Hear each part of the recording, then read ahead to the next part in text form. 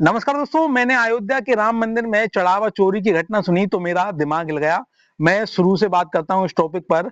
राम मंदिर के लिए हजारों लाखों लोगों ने संघर्ष किया, लड़ाई लड़ी। वैसे तो इसका इतिहास बहुत पुराना है, लेकिन 1990 में राम मंदिर आंदोलन के दौरान उत्तर प्रदेश के मुख्यमंत्री रहे मुलायम सिंह यादव ने कार सेवकों पर गोलियां चलवाई और कई सारे कार सेवकों की जानें चली गई। इसके बाद 6 दिसंबर 1992 को बड़ी संख्या में कार सेवक अयोध्या में एकत्रित हुए।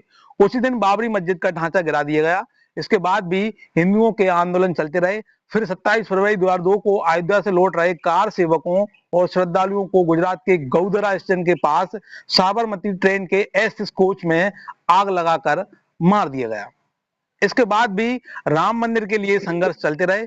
फिर 26 मई 2014 में नरेंद्र मोदी जी ने प्रधानमंत्री की शपथ ली।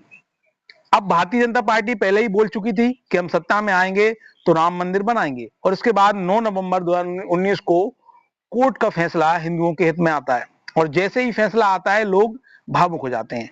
कई सारे लोगों की आंखों में आंसू टपक पड़ते हैं।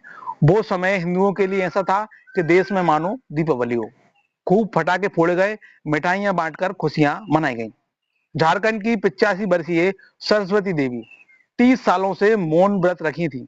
उन्होंने ये प्रण लिया था कि अयोध्या का राम मंदिर बनेगा तभी मैं मौन व्रत तोड़ूंगी। उन्होंने मौन व्रत तोड़ा, और इसके बाद शुरू होता है मंदिर निर्माण के लिए देश भर से चंदा इकट्ठा करना। कई सारे हिंदू संगठनों ने मिलकर देश भर में घर घर जाकर चंदा एकत्रित किया। छत्तीसगढ़ की एक बुजुर्ग महिला बेहुला बाई, जो कि कचरा बीनती थी, उन्होंने अपनी दिन भर की कमाई 40 रुपए में से 20 रुपए दान किए। प्रयागराज की एक विधवा महिला मंजू तिवारी जी ने अपने पति और बच्चे की याद में 11 लाख रुपए का दान किया।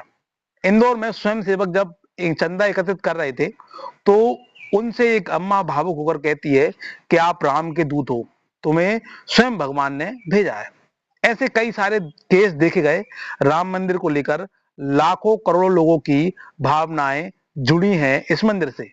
लेकिन अचानक से 7 जून 2026 में राम मंदिर से चढ़ावा चोरी की खबरें आई। पहले लोगों ने इतना ध्यान नहीं दिया, मामला धीरे धीरे हाईलाइट हुआ और 25 जून 2026 को 8 लोगों को गिरफ्तार किया गया। ये कोई और नहीं थे बल्कि ये राम मंदिर के ही कर्मचारी और सहयोगी थे। ऐसा मीडिया की खबरों के अनुसार बताया गया कि इन्होंने करोड़ों रुपए का घपला कर दिया गया। अब ये एक गंभीर मामला है कि जिस राम से लाखों लोगों की भावनाएं जुड़ी हैं, जिस मंदिर के लिए लोगों ने अपनी जान तक दे दी, उस मंदिर में इस तरह का घोटाला होना बहुत बड़ी बात है। ये देश के लाखों करोड़ों भक्तों की भावनाओं के साथ बड़ा खिलवाड़ है। ऐसे अपराधियों को उम्र कैद या फांसी की सजा होनी चाहिए। लेकिन सवाल ये है कि हमारे देश में हम किस पर विश्वास करें। जो है वही लूटमार कर रहा है। सरकारें बदलने से कुछ भी नहीं होगा, क्योंकि हमारे देश के लोगों में लालच सिर से ऊपर जा चुका है। जिसको भी मौका मिलता है वो भ्रष्टाचार कर रहा है, चाहे मंदिर हो या कोई भी सरकारी कार्यालय, सब लूटामारी में लगे हुए हैं। हाँ, प्रधानमंत्री का दोष ये है कि वो कानून नहीं बना पा रहे कि कोई अगर भ्रष्टाचार करता है तो उसको 10 साल की सजा या उम्र कैद या फांसी जैसी सजा होना चाहिए। तभी इस देश में घोटाले भ्रष्टाचार रोके जा सकते हैं, नहीं तो संभव नहीं है, चाहे कोई भी सरकार आ जाए। और अगर आप ईमानदार हैं तो आप भी इस मामले पर आवाज उठाइए और अपराधियों को सजा दिलवाइए।